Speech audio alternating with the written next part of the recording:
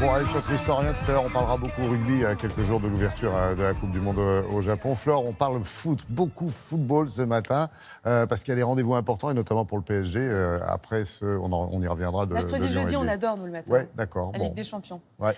PSG, effectivement, qui reçoit ce soir le Real Madrid. Les hommes de Zinedine Zidane qui sont arrivés et se sont entraînés dès hier soir. Vous allez le voir sur ces images.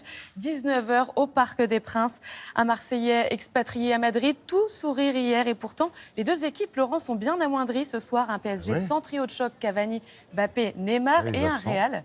Vous voyez, avec Thibaut Courtois, Alphonse Areola, Karim Benzema ou encore Eden Hazard, mais sans Sergio Ramos, Luka Modric, ni Marcelo, des absents qui n'effraient pas le défenseur madrilène Raphaël Varane, ni le milieu de terrain Marco Verratti. On les écoute. C'est sûr, il y a des joueurs importants chez eux qui ne pourront pas jouer, mais on s'attend à un match difficile où il faudra faire peu d'erreurs et mettre beaucoup d'intensité pour gagner le match. Je pense qu'on a fait un très bon mercato, on a choisi des joueurs qu'on avait besoin. Ils sont arrivés des joueurs aussi avec une grande expérience comme Keylor Navas, un joueur qui a déjà gagné 3 fois cette Champions League.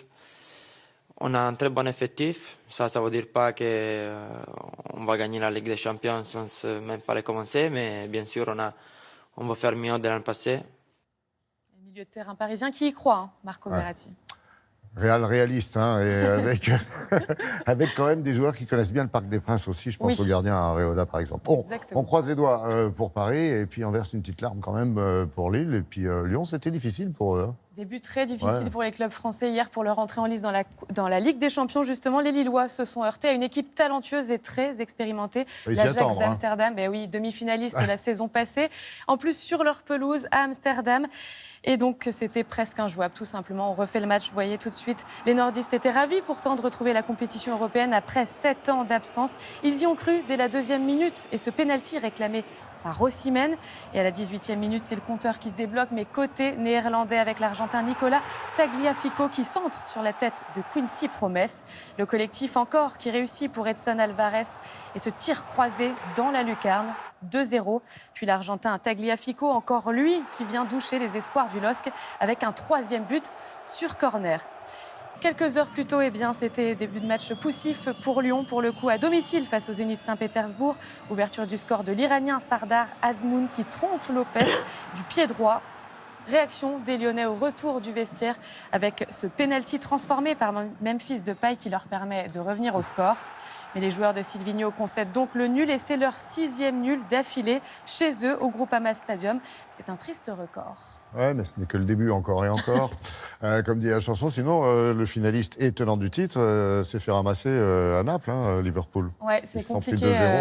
Mais bon, c'est que le début, donc tout est encore possible. Et nous, on y croit pour les clubs français. Alors, des images, pour terminer. Des images qui donnent à la fois le sourire et puis un peu le vertige. Oui, et puis est-ce que vous êtes prêts à vous mouiller, surtout, Laurent, ce mercredi matin ? Tous les jours. Eh bien, on y va. Alors là, c'est une grosse douche, vous allez voir, regardez, c'est trompes d'eau. C'est en Patagonie et c'est du kayak dans les rapides.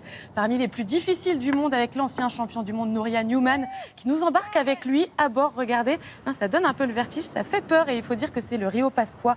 Ce kayakeur de l'extrême, il est le 2e homme seulement à dompter le Rio Pascua. Avec son sac à dos et surtout son esprit d'aventure, il a parcouru 9 rivières. En 2 mois, il a découvert 4 descentes. Vous voyez les images, c'est sublime. Et puis un effort intense aussi à Serre-Chevalier, 1300 trailers au rendez-vous, c'était ce week-end sous un soleil radieux. C'est beau. Ouais, c'est pour sublimer ce soleil justement, les vues sur les glaciers des Écrins. Pour la course reine, le Grand Tour des Cerces, 400 coureurs se sont alignés pour 50 km très techniques à plus de 3000 mètres d'altitude, dans une ambiance folklorique comme vous l'avez entendu. Oui. Et à l'arrivée, c'est le vice-champion du monde Gauthier Herriot qui s'impose chez les hommes et chez les femmes. Vous l'avez vu, c'est Delphine Roux pour la 2e fois. Ouais, et il sourit, c'est dingue. Je ne sais pas comment ils font après autant d'efforts. L'effort qui ne se voit pas.